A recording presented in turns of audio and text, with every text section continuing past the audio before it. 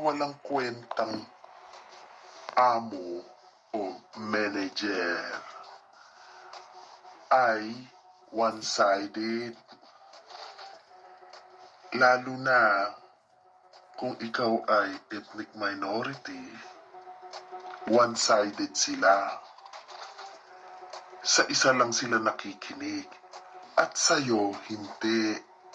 So pag ginawaan ka ng gulo o drama nung kasamahan mong naiinggit sa'yo,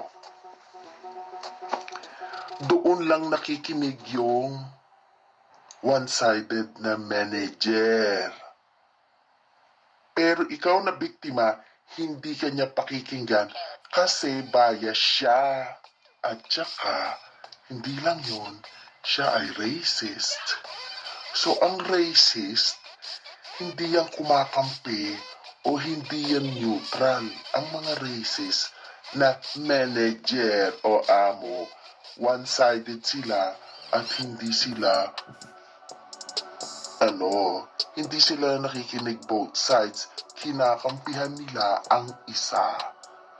Lalo na kung iyon ay puti o kung hindi ka ethnic minority na brown, kung hindi ka brown ang kulay, right, kinakampihan ka.